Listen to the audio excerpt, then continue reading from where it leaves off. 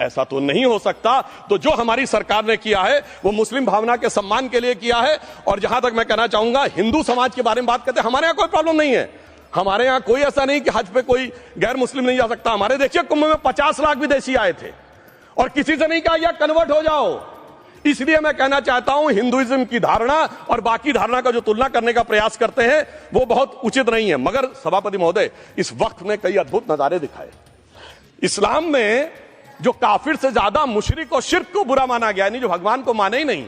यहां देखिए वो लेफ्ट के लोग जो कहते धर्म एक अफीम है, वो आज खुदाई खिदमतगार बन के खड़े हो गए।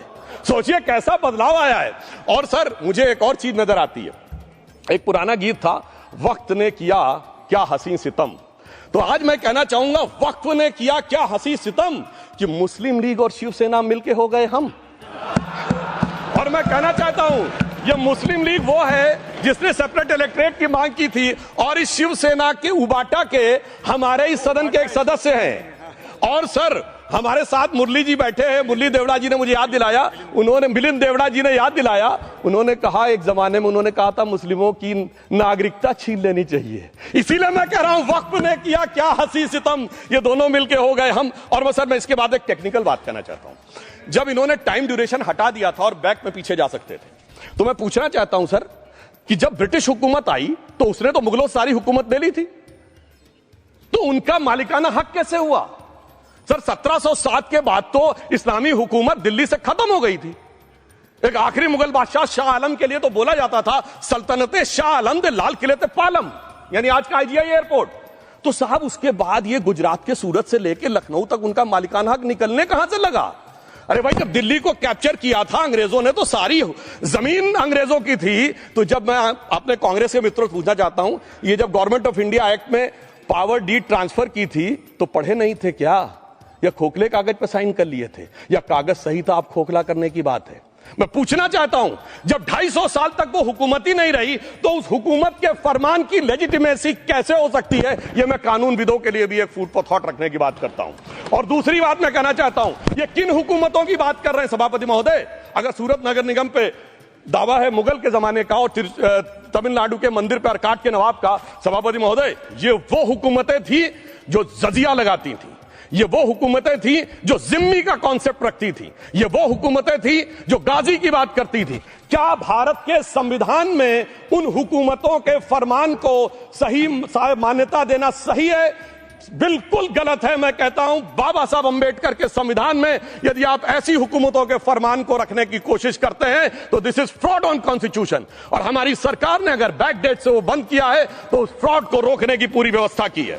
और यहां पर मैं ये भी कहना चाहता हूं सभापति महोदय, जमींदारी उन्मूलन 1948 में हो गया, मगर ये बाद में जमींदार कैसे क्रिएट हो गए? हमने बचपन में विनोबा भावे, हम लोगों के जन्म से बहुत पहले की बात है, विनोबा भावे जी के भूदान आंदोलन की बात सुनी थी, जिसमें जमींदारों से पैसा लेके जमीन लेके गरीबों को दी जाती थी। पर सभापति महोदय, कभी आपने सुना कि गरीबों की जमीन जमींदारों को मिल जाए? वो 2013 के बोर्ड ने वो व्यवस्था कर रखी थी। यानी वो भूदान आंदोलन था गांधी जी के शिष्य विनोबा जी का, तो आज के गांधियों के नेतृत्व में भू हड़प आंदोलन शुरू हो गया। अगर वो भूदान आंदोलन था तो ये भू हड़प आंदोलन था। इसलिए मैं एक और बात भी कहना चाहूंगा सभापति महोदय कि जिन हुकूमतों के फरमान की बात की जाती है, एक और फैक्ट है, इसको कोई अन्यथा न ले, जितने मुस्लिम बादशाह अलाउद्दीन खिलजी के बाद उन्होंने बगदाद की खलीफा का खुतबा पढ़ा है।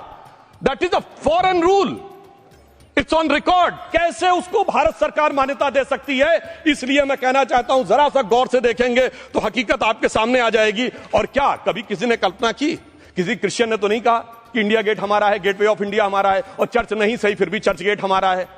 तो फिर यह केवल किसी एक के दिमाग में क्यों आती है? हमने जो इवैक्यू एक्ट के तहत दे दिया था पाकिस्तान के गए लोगों को, क्या हमारे जो सिख और हिंदू भाई आए थे उनकी जमीनें मिली? अरे महाराजा रणजीत सिंह की राजधानी लाहौर थी और काबुल तक था राज, तो क्या उन्होंने जमीनें नहीं दान दी होगी गुरुद्वारे और मंदिरों को? वो मिली? अरे वो तो छोड़िए, ननकाना साहब और करतारपुर साहब तक नहीं मिला था। इससे दिखाई पड़ता है कि कितनी एक तरफा हम लोगों ने कोई निगोशिएट ही नहीं किया और उसे करने की बात कही थी। इसलिए मैं कह सकता हूं सर कि अब हमारी सरकार ने जो संशोधन किए हैं, अब यह मजहबी हुकूमत के फरमान से नहीं, बाबा साहब अंबेडकर के संविधान से चलने वाला है। अब मैं अंत में उस विषय के ऊपर आता हूं जिसे सांप्रदायिक राजनीति बनाम सेकुलर राजनीति इसके ऊपर कहा जाता है। सभापति महोदय, मैं बताना चाहता हूं कि जब आजादी मिली उसके बाद क्या किसी ने डिमांड किया था कि हमें वक्फ बोर्ड चाहिए? नहीं किया था। फिर क्यों 54 में दिया गया? किसी मुस्लिम ने डिमांड किया क्या कि मदरसे चाहिए? फिर क्यों दिया गया? मुस्लिम समाज तो राष्ट्र की मुख्य धारा में आने को तैयार था, इसीलिए यूसुफ खान, दिलीप कुमार के नाम से आने में उन्हें कोई प्रॉब्लम नहीं थी। महजबीन बानो को मीना कुमारी के रूप में आने में प्रॉब्लम नहीं थी। मुमताज बेगम को मधुबाला बन के आने में प्रॉब्लम नहीं थी। हामिद अली को अजीत के रूप में आने प्रॉब्लम नहीं थी। मगर और मैं यह भी बताना चाहता हूं, मुस्लिम समाज में बहुत बड़ा तबका उस समय इस बात को सोच रहा था, और अभी कपिल सिब्बल साहब बोले ये उस चीज के वकील नहीं, इन्हें पता होना चाहिए, पता होगा कि सुन्नी सेंट्रल वक्फ बोर्ड राम मंदिर में 1961 में मुद्दई बना है, 12 साल के बाद। क्योंकि के मोहम्मद ने लिखा है कि एक बहुत बड़ा तबका था जो ये मानता था कि हमें इस चक्कर में नहीं पड़ना चाहिए। मगर अफसोस कि वही लेफ्टिस्टों, सेकुलरिस्टों ने उनको समझाकर इस मुकाम तक लाकर खड़ा कर लिया। अब यहां मैं एक और बात कहना चाहूं, खैर छोड़िए उन सरकारों ने बाद में क्या दिया, मगर उसके बाद सुनिए, इंदिरा जी के जमाने में मुस्लिम पर्सनल लॉ बोर्ड आया, तो राजीव जी के जमाने में शाबानो केस आया, तो नरसिम्हा राव के जमाने में 95 का एक्ट आया, तो मनमोहन सिंह जी के जमाने में 2013 का एक्ट आया, मगर इलाज नहीं निकला। तो इसे एक शेर में कहूंगा कि मरीजे सेकुलर इश्क पर लानत खुदा की, मर्ज बढ़ता गया जो दवा की।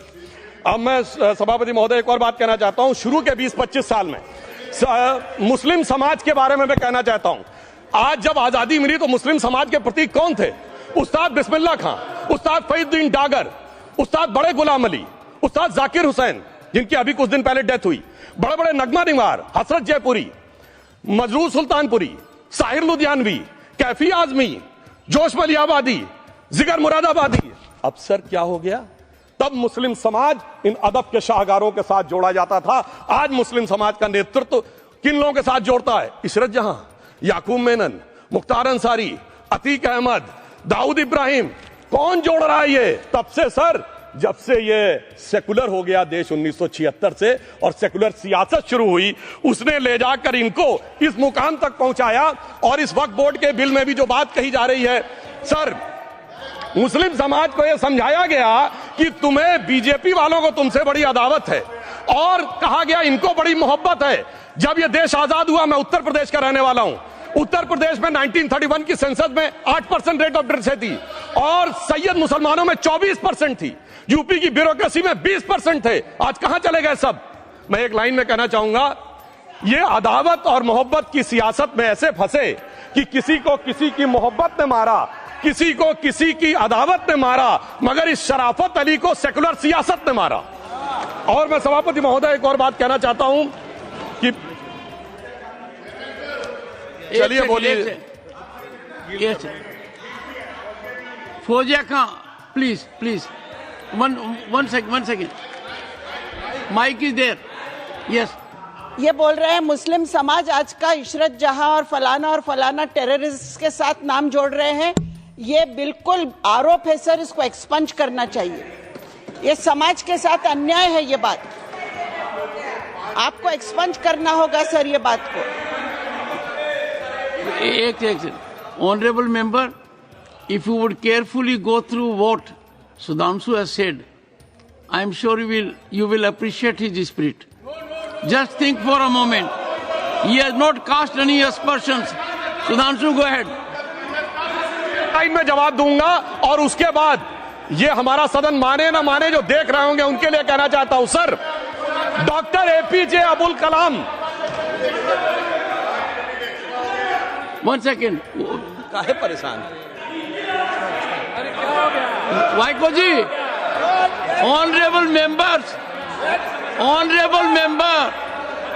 Vaiko ji, oh my god, Vaiko जी,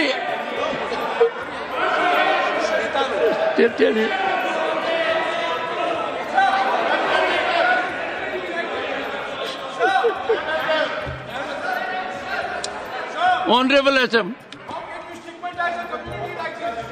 को जी हिंदी समझ रहे हैं।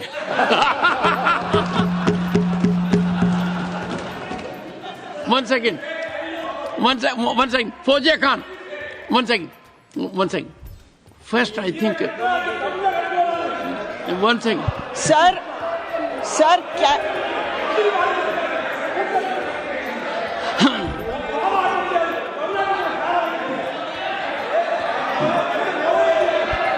Sir, community cannot be stigmatized. Yes, sir. An entire community cannot I'll be come to you. branded like Fauziya this. Khan ji, I'll come to you. I'll give you the opportunity. Honorable Finance Minister,